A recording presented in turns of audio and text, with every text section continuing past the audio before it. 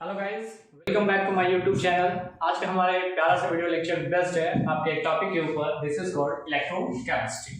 आज जो हम लोग डिस्कस करेंगे थर्ड टॉपिक के ऊपर डिस्कस करेंगे। थर्ड चैप्टर है आपका जो आज मैं स्टार्ट करने जा रहा हूँ, और ये कौन सा चैप्टर है? इलेक्ट्रोकेमिस्ट्री। तो इस इलेक्ट्रोकेमिस्ट्री से पढ़ने से पहले आपको कुछ बातों को ध्यान में रखना पड़ेगा। जैसे सबसे पहले अगर आप रिडॉक्स रिएक्शन को कंप्लीट कर लेते हो तो it's much better for you. आपके लिए काफी बेहतर होगा कि अगर आप इलेक्ट्रोकेमिस्ट्री को सही से बनाना चाह रहे हो, इसके हर क्वेश्चन को बनाना चाह रहे हो, तो ये सारे क्वेश्चन इजी वे में बनेंगे, बशर्ते आपको रिडॉक्स रिएक्शन का कुछ कॉन्सेप्ट आना चाहिए, जिसमें मैं आपसे आज बात करने जा रहा हूं रिडॉक्स रिएक्शन के ऊपर। सबसे पहले गाइस आप एक चीज को समझो, वो ये है रेड और ऑक्स। रेड मतलब क्या होता है guys? This one is called reduction and ox is called oxidation. आपने पढ़ा होगा इससे पहले रिडक्शन और ऑक्सीडेशन को लेकर के कि addition of oxygen, removal of hydrogen, इस तरह का कोई कॉन्सेप्ट पढ़ा होगा। तो ये जो कॉन्सेप्ट है ये गलत नहीं है, ये सही है, लेकिन यहाँ पर जो हमें कॉन्सेप्ट पढ़ना है ऑक्सीडेशन और रिडक्शन को लेकर के, वो कॉन्सेप्ट अभी आप याद रख लेना। This is the increment of oxidation number, और रिडक्शन में आप याद रख लोगे that is the decreasement of oxidation number. तो गाइस इसमें आगे हम चलने से पहले मैं आपको बता देता हूं, अगर आपको ये ऑक्सीडेशन का ये दो कॉन्सेप्ट क्लियर हो गया, ऑक्सीडेशन का और रिडक्शन का। ऑक्सीडेशन क्या होता है? इंक्रीजमेंट ऑफ ऑक्सीडेशन नंबर, और रिडक्शन क्या होता है? Decreasement of oxidation number. तो गाइस आगे मैं बात करूंगा इसके ऊपर, this is called oxidation number. तो सबसे पहले मैं आज भी आपसे बात कर लेता हूं ऑक्सीडेशन नंबर को लेकर के, या फिर ऑक्सीडेशन स्टेट भी आप इसे बुला सकते हो, ठीक है। तो ऑक्सीडेशन नंबर कहो या ऑक्सीडेशन स्टेट कहो, बात बराबर है। इस ऑक्सीडेशन नंबर या ऑक्सीडेशन स्टेट को निकालने के लिए आपको दो बातों पे ध्यान देना पड़ेगा कि हाइड्रोजन का प्लस होता है, ऑक्सीजन का -2। अगर ये दो वैल्यू को अगर आप याद कर लेते हो तो नो डाउट बहुत हद तक आप ऑक्सीडेशन स्टेट इजी वे में निकाल सकते हो। आई थिंक सो याद हो गया होगा, हाइड्रोजन कितना है? +1, और ऑक्सीजन का कितना है? -2। तो +1 और -2 इस दोनों को अगर मैं अप्लाइड करता हूं किसी का ऑक्सीडेशन स्टेट निकालने के लिए, तो मैं एक क्वेश्चन लिख रहा हूं, और क्वेश्चन में मेरे पास ये है कि सल्फ्यूरिक एसिड में आपको ऑक्सीडेशन स्टेट निकालना है, लेकिन गाइस किसका? सल्फर का। तो सल्फर का ऑक्सीडेशन स्टेट निकालते हैं। हाइड्रोजन का भी जस्ट मैंने आपको याद कराया कि हाइड्रोजन का कितना होगा? +1। गुड। तो हाइड्रोजन का हमने लिख दिया +1 इंटू 2 कर दें, क्योंकि ये हाइड्रोजन कितना है? 2 है। प्लस निकालना है किसका? सल्फर का। तो सल्फर को क्या कंसीडर करेंगे? x। ऑक्सीजन का क्या हो जाएगा? ऑक्सीजन का होगा -2, मैंने लिखा भी है यहाँ पे, और इंटू 4 इज इक्वल टू 0। अब आप देखो कैलकुलेट कर लेते हैं। +2 plus x -8 is equal to 0। x is equal to इधर जाएगा, +8 -2 इज इक्वल टू +6।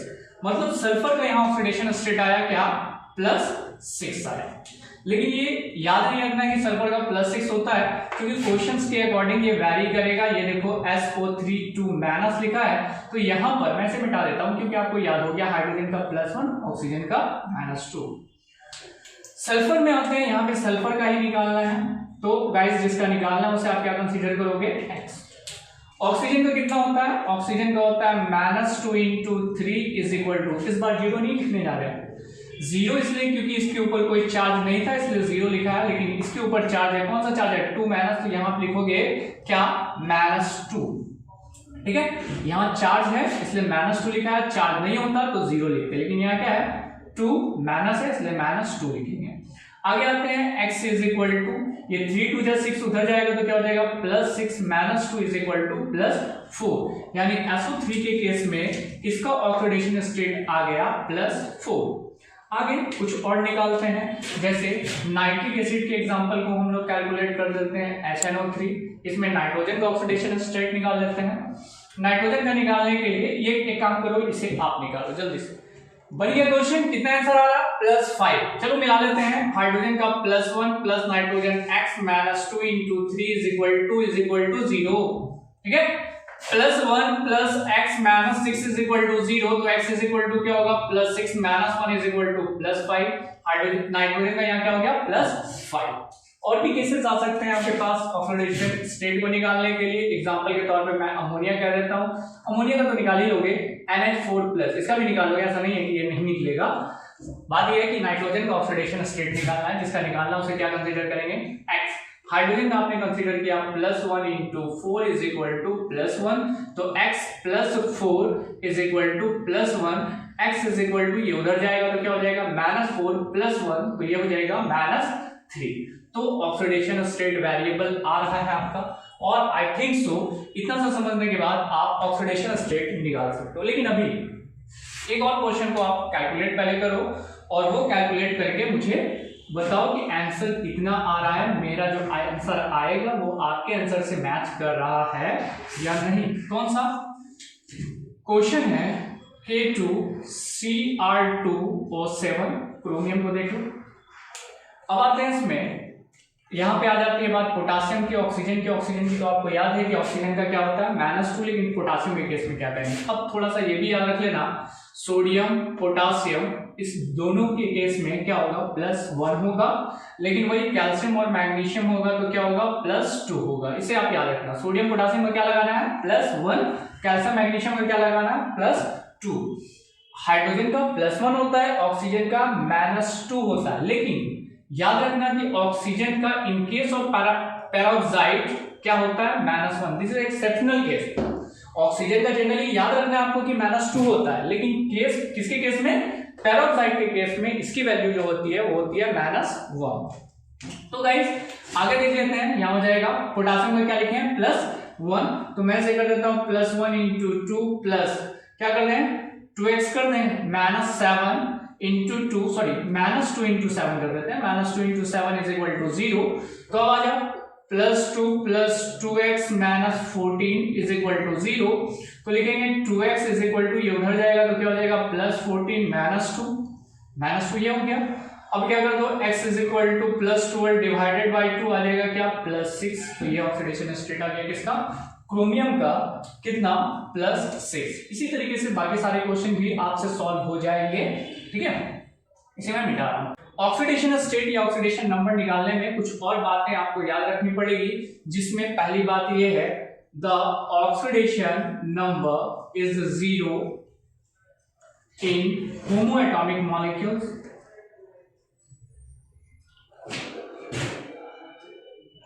और सिंगल एलिमेंट।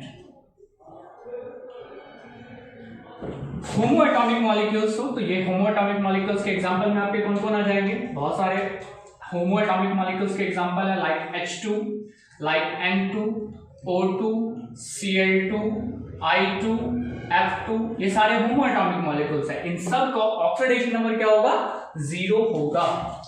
वही अगर मैं किसी सिंगल एलिमेंट के बारे में बात करूं, जैसे आप लिख दो सोडियम पोटासियम, सिंगल एलिमेंट होना चाहिए, कैल्शियम कॉपर जिंक, ये सारे अगर सिंगल एलिमेंट हो या होमोएटॉमिक मॉलिक्यूल्स होगा तो उसका ऑक्सीडेशन नंबर क्या होगा 0, यानी यहां भी 0 यहां भी 0, इन सब का ऑक्सीडेशन नंबर क्या हो जाएगा 0 होगा। लेकिन एक बात और याद रखना, जो ऑक्सीडेशन स्टेट से रिलेटेड है वो ये है the oxidation number is equal to the ions present in a compound। वो कैसे, मैं आपसे बात करता हूं। अभी हमने बहुत सारे क्वेश्चन बनाए भी, जैसे एग्जांपल के तौर पे मैं आपको एक और क्वेश्चन दे देता हूं NH3। अगर आपको इसका ऑक्सीडेशन नंबर निकालना है तो वैसे केस में आप इसको क्या लिखते हो x + 1 × 3 इज इक्वल टू, ये पूरे पे चार्ज क्या है, कौन से आयन है, कोई भी आयन नहीं है तो आप इसको टोटल 0 कंसीडर करते हो। आपने नाइट्रोजन का ऑक्सीडेशन स्टेट बताया कि नाइट्रोजन का -3 होगा, लेकिन +3 और -3 घट के क्या होगा 0, और इसके ऊपर आयंस के बराबर हो जाएगा। लेकिन वही केस मैं बात करूं आगे आपसे कि अगर ये कॉपर, अगर ये सिंगल एलिमेंट सिर्फ कॉपर है तो इसका ऑक्सीडेशन नंबर क्या होगा 0, लेकिन अगर मैं कॉपर के ऊपर 2+ लिख देता हूं, 2+ क्या है आयंस है, तो तो आयंस के केस में इसका ऑक्सीडेशन नंबर 0 नहीं होगा, इसका ऑक्सीडेशन नंबर होगा +2। क्या होता है ऑक्सीडेशन नंबर? +2, और इसका ऑक्सीडेशन नंबर होगा 0। कैसे? मैं आपसे बात कर रहा हूं, कॉपर सिर्फ लिखा हुआ, आप कॉपर को क्या कंसीडर करोगे? X, और इस पे पावर चार्ज क्या होगा? 0, तो आंसर क्या होगा? 0। लेकिन इसके केस में 0 नहीं होगा क्योंकि ये Cu2+ हो गया, इसलिए आप इसे कंसीडर करोगे F इज इक्वल टू क्या कर दोगे? +2। तो ऐसे केस में ऑक्सीडेशन नंबर क्या होगा? +2। तो जो बात मैंने बताया, the oxidation number is equal to the ions present in a compound. जितना आयंस प्रेजेंट होगा उतना उसका ऑक्सीडेशन नंबर होगा। इसको मिटाने वाला चलो, I think so oxidation number और ऑक्सीडेशन स्टेट आपको बिल्कुल अच्छी तरीके से समझ में आ गया होगा। इसके बाद हम इसे अप्लाई करने जा रहे हैं कहाँ? रिडक्शन में, और इसे अप्लाई करने जा रहे हैं ऑक्सीडेशन में। सिंपल सा पहले मैं एक एग्जांपल ले रहा हूं, ये है H2 और ये है O2 और ये बना रहा है क्या? H2O। तो गाइस यहाँ पे सबसे पहले ये हाइड्रोजन आपको दिख रहा है जिसका ऑक्सीडेशन नंबर क्या आ जाएगा? 0। यहाँ भी 0 होगा, हाइड्रोजन के केस में यहाँ हो जाएगा +1 और ऑक्सीजन के केस में क्या हो जाएगा? -2। अब आ जाओ, जो मैं बात करने जा रहा हूं कि हाइड्रोजन 0 से क्या हो रहा है? +1 यानी बढ़ रहा, और बढ़ना क्या कहलाता है? इंक्रीजमेंट। और जहां इंक्रीजमेंट हो वहां पे आप क्या कहोगे? ऑक्सीडेशन। लेकिन वही आप ऑक्सीजन को देख लो, यहाँ 0 से क्या हो रहा है? -2। यहाँ क्या हो रहा है? बढ़ रहा कि घट रहा? ऑब्वियसली यहाँ घट रहा, तो जहां घटे वो कहलाएगा क्या? रिडक्शन। तो दो चीजें हो रही है, पहला तो ये हो रहा है ऑक्सीडेशन और दूसरा रिडक्शन। ऐसा ही एक क्वेश्चन आप बना के देखो मुझे, जिंक है और ये कॉपर आयंस है और ये कन्वर्ट हो रहा है किसमें? जिंक आयंस में प्लस कॉपर में। इसमें हमको रिडॉक्स रिएक्शन आप बनाकर देखो। हाँ, तो ये क्वेश्चन बन गया गाइस, और इस क्वेश्चन में आप देखेंगे जिंक कैसे आपने बनाया, एक बार मिला लो। जिंक का क्या होगा? 0, कॉपर का क्या होगा? +2। जिंक का क्या यहाँ? +2, कॉपर का क्या? 0। जस्ट आफ्टर देख लो, जिंक से क्या हो रहा है? Zn2+, मतलब बढ़ रहा, और जब भी बढ़े तो वो क्या लाएगा? ऑक्सीडेशन। ये हो रहा ऑक्सीडेशन, और ये Cu2+ से 0 मतलब घट रहा है, तो ये क्या लाएगा? रिडक्शन। तो दो चीजें यहाँ हो रही है, क्या? ऑक्सीडेशन और रिडक्शन। और यहाँ पे गाइस मैंने ये जो आपको एक्सप्लेन नहीं किया है, addition of hydrogen, removal of oxygen, इसलिए क्योंकि यहाँ पे जो इलेक्ट्रोकेमिस्ट्री में आपको जरूरत पड़ेगी उसमें आपको वैसे ऑक्सीजन और हाइड्रोजन वाले कॉन्सेप्ट की जरूरत नहीं पड़ेगी। कौन से कॉन्सेप्ट की जरूरत पड़ेगी? ऑक्सीडेशन नंबर वाले में। आगे आते हैं, एक बात और याद रखना, जहां पे ऑक्सीडेशन होता है वहां पे क्या होता है? लॉस ऑफ इलेक्ट्रॉन, और जहां रिडक्शन होता है वहां ऑलवेज होता है गेन ऑफ इलेक्ट्रॉन। पूरी इलेक्ट्रोकेमिस्ट्री में इसका बार बार यूज आपको पड़ेगा, किसका? रिडक्शन का और ऑक्सीडेशन का। तो इस कॉन्सेप्ट को आप याद रखोगे। आगे मैं बात करने जा रहा हूं अगले टॉपिक के ऊपर, जिसको आप कहोगे इलेक्ट्रोलाइसिस। तो गाइस चलिए, आज हमारा पहला ये टॉपिक स्टार्ट होता है जिसको आप कहोगे इलेक्ट्रोलाइसिस। और ये इलेक्ट्रोलाइसिस में हम लोग करते क्या है और समझते कैसे हैं इलेक्ट्रोलाइसिस में, कि मैंने दो इलेक्ट्रोड्स लगाए, एक तरफ पॉजिटिव इलेक्ट्रोड्स है और दूसरी तरफ क्या है? Negative electrodes. इस पॉजिटिव और निगेटिव इलेक्ट्रोड्स के बीच में मैंने क्या डाल दिया है? सॉल्यूशन डाल दिया है। और सॉल्यूशन में एग्जांपल के तौर पे मैं यहाँ यूज कर रहा हूँ क्या? Molten sodium chloride. यानी मोल्टेन सोडियम क्लोराइड को आपने इसके अंदर डाल दिया Na+ में और Cl- में। जस्ट आफ्टर आप क्या कंसीडर करोगे कि Na+ कहाँ जाएगा? कैथोड की तरफ, this one is a cathode, और Cl- कहाँ जाएगा? एनोड की तरफ, this one is a anode. अब ध्यान देना, जैसे ये कैथोड और एनोड की तरफ जाता है, यहाँ एक प्रोसेस होगा जिसे आप समझोगे। ये Na+ का मतलब क्या होता है कि they can gain one electron from the cathode and they become sodium, and sodium in the form of solid। तो आपको सोडियम डिपोजिटेड फॉर्म में यहाँ नजर आएगा। जैसे जैसे ये इलेक्ट्रॉन गेन करता जाएगा ये डिपोजिट होगा। अब आ जाना एक बात के ऊपर कि यहाँ सोडियम और यहाँ के सोडियम में अंतर क्या आएगा? ऑक्सीडेशन नंबर का। तो आप इसे लिखोगे +1 और सोडियम यहाँ क्या हो जाएगा? 0। तो +1 से 0 क्या होता है? घटना कि बढ़ना? ऑब्वियसली कि घटना, यानी कि +1 से ये जो 0 हो रहा तो घट रहा, मतलब यहाँ पे प्रोसेस हो रहा क्या? रिडक्शन।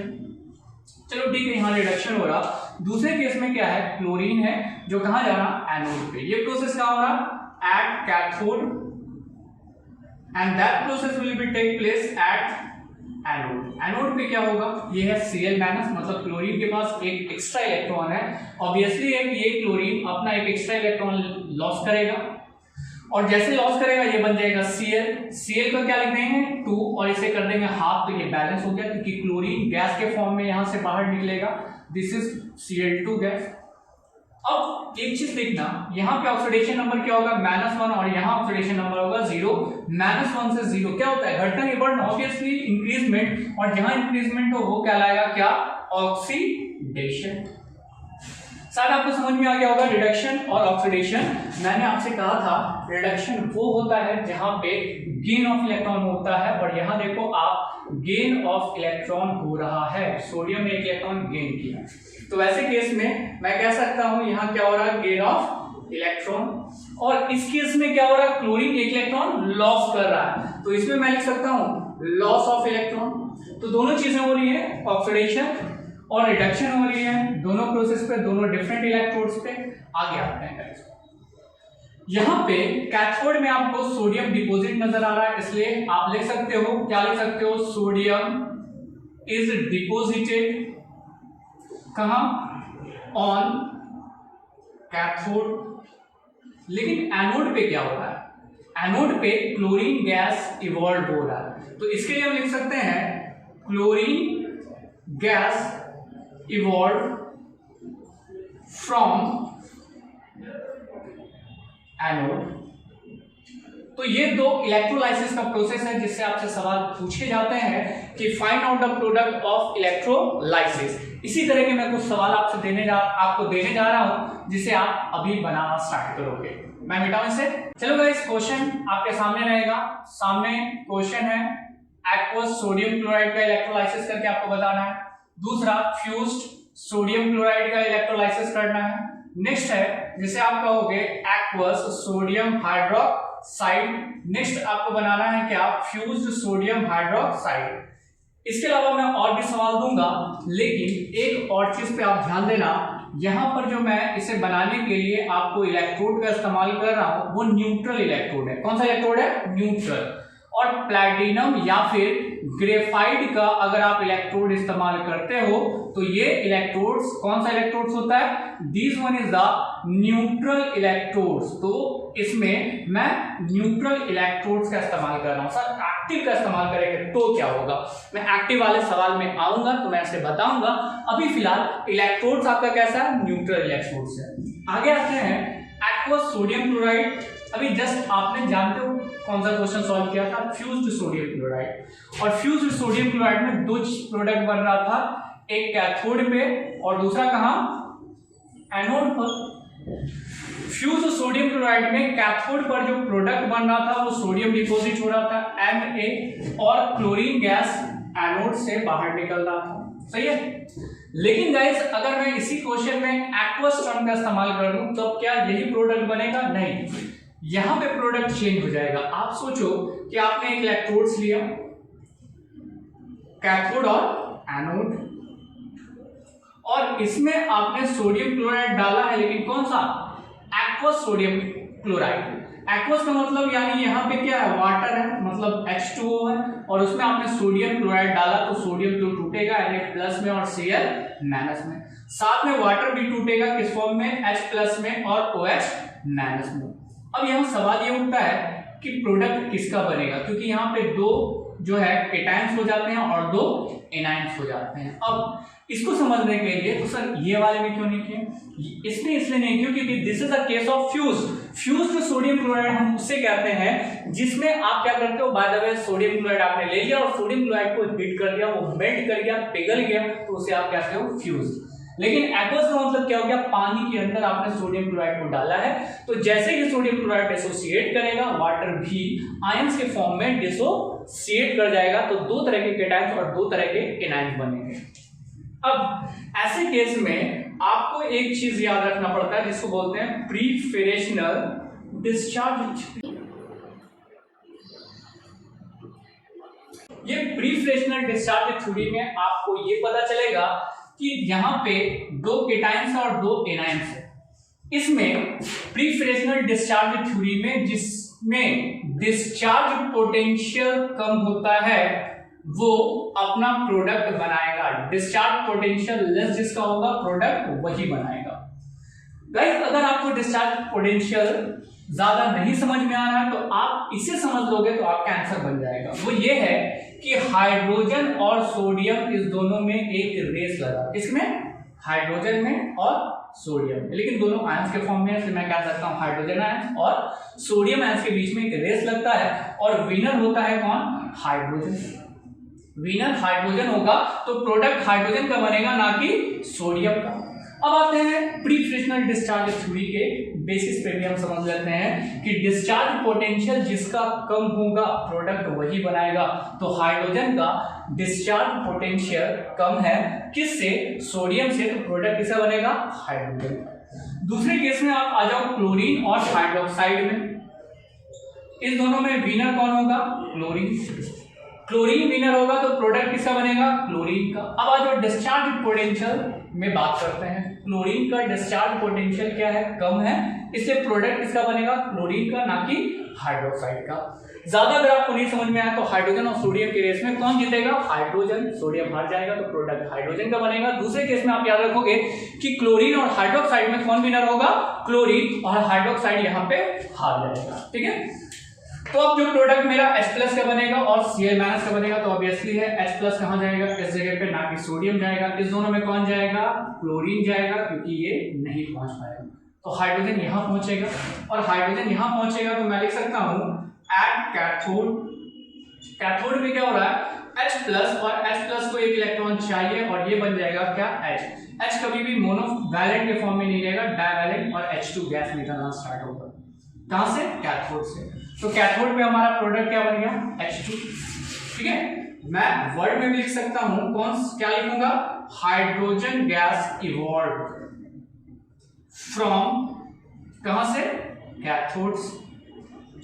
लेकिन वही सेकंड में बात करता हूं एट एनोड के ऊपर, तो गाइस एनोड पे क्या हो रहा? एनोड पे क्लोरीन आ रहा, Cl- आएगा, एक इलेक्ट्रॉन लॉस करेगा, ये बन जाएगा Cl2 और इसका क्या हो जाएगा? हाफ, यानी यहाँ पे Cl2 गैस निकलना स्टार्ट। यहाँ से कौन सा गैस निकलेगा? क्लोरीन गैस, और यहाँ पे कौन सा गैस निकलेगा? Hydrogen gas. तो अगला प्रोडक्ट आपका बन गया क्या? Cl2। तो आप इस बात पर ध्यान देना कि एक्वस में वाटर जोड़कर चलना है और फ्यूज या मॉल्टेन में आप वाटर नहीं जोड़ोगे।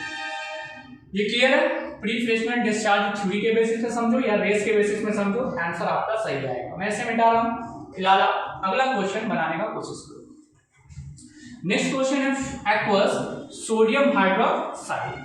फिर से आप वैसे ही टॉपिक में सोचोगे कि एक्वस सोडियम हाइड्रोक्साइड है तो एक्वस में Na+ होगा और OH- होगा। एक्वस का मतलब क्या? वाटर है, और वाटर में आयंस किस फॉर्म में टूटेंगे? H+ और OH-। यहाँ पे दो इलेक्ट्रोड्स लगा है, एक तरफ कैथोड और एक तरफ एनोड लगा देते हैं। चलो सही है। अब आपको ये तो पता है कि सोडियम और हाइड्रोजन में प्रोडक्ट किसका बनेगा? जीतेगा कौन? विनर कौन? हाइड्रोजन। और सोडियम का प्रोडक्ट नहीं बनेगा।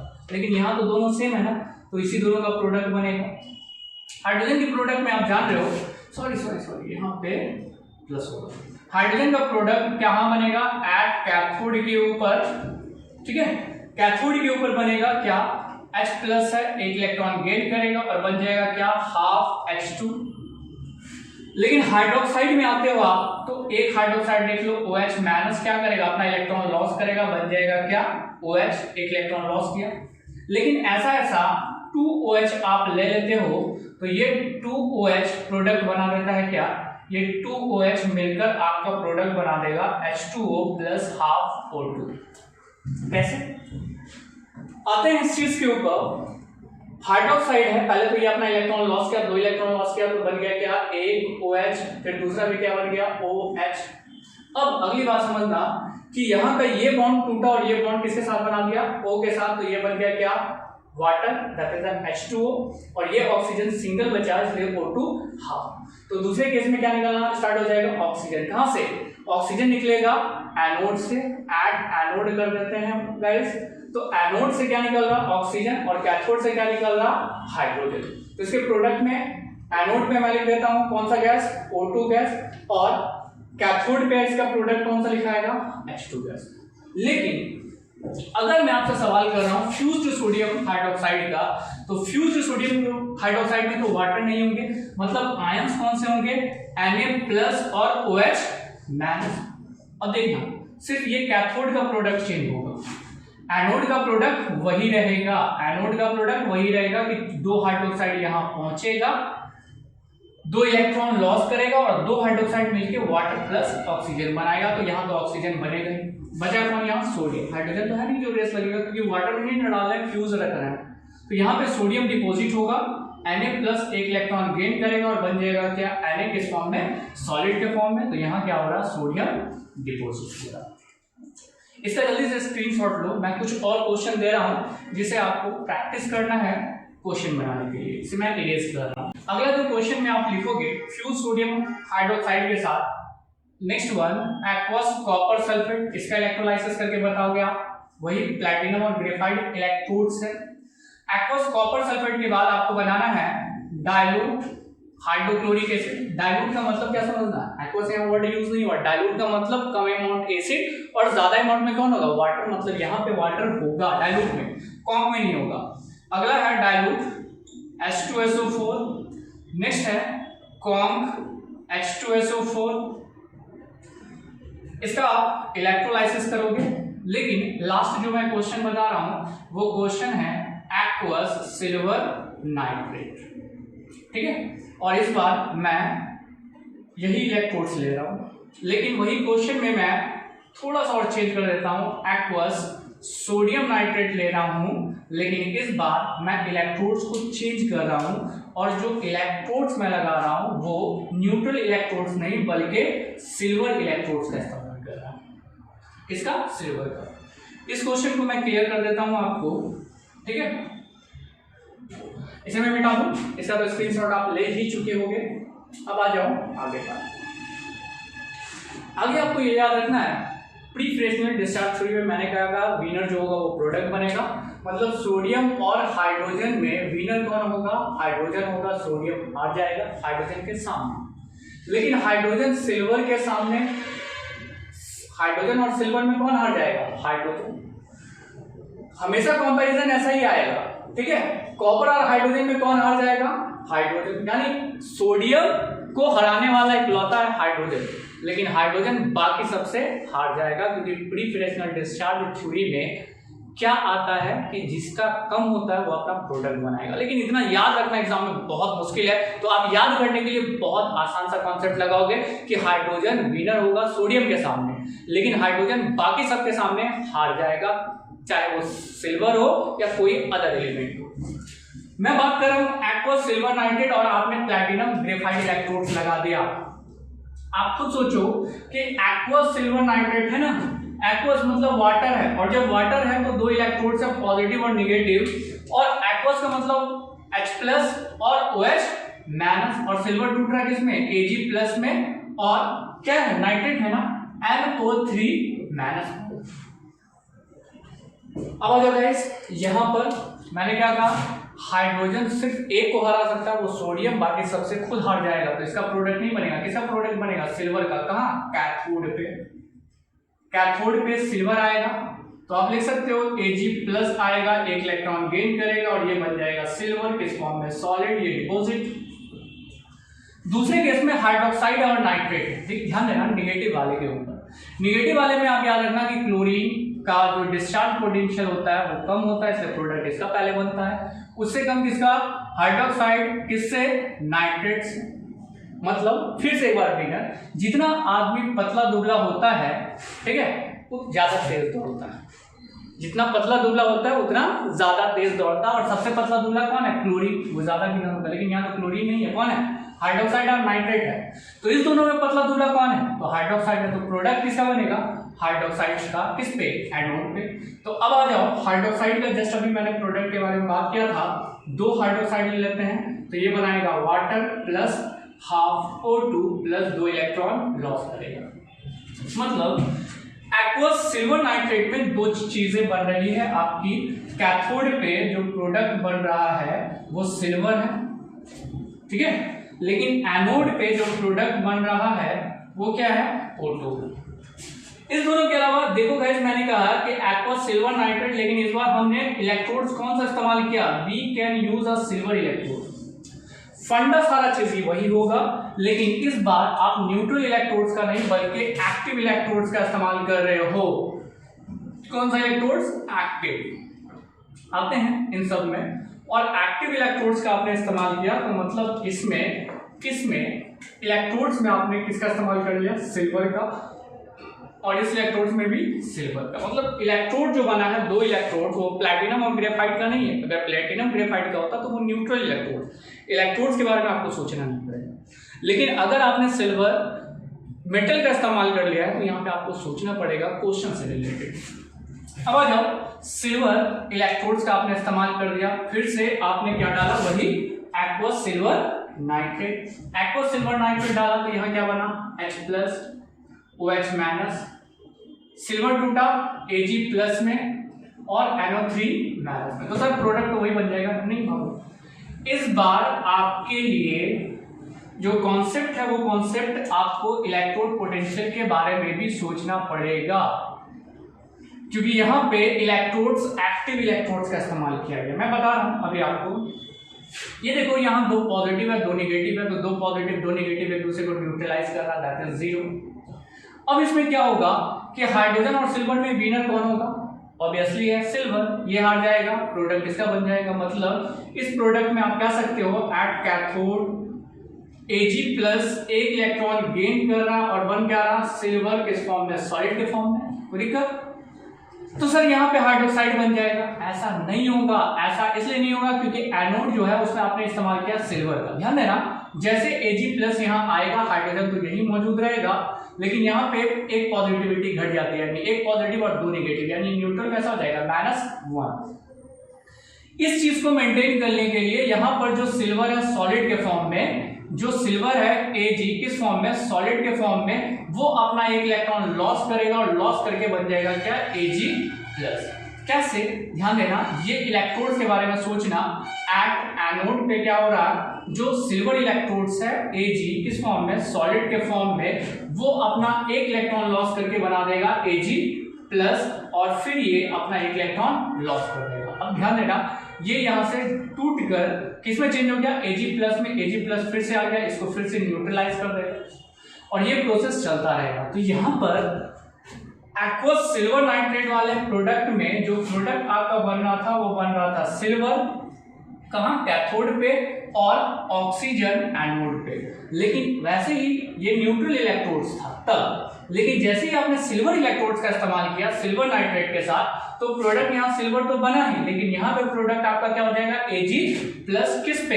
एनोड पे, और कैथोड पे क्या होगा? Ag प्रोडक्ट बनेगा। तो ये प्रोसेस है किसका? इलेक्ट्रोलाइसिस का। ठीक है, इसका आप स्क्रीनशॉट लो। आज के वीडियो लेक्चर में इतना ही। नेक्स्ट वीडियो लेक्चर में हम लोग एनसीईआरटी से रिलेटेड क्वेश्चन पे भी डिस्कस करेंगे related to electrolysis. Thank you.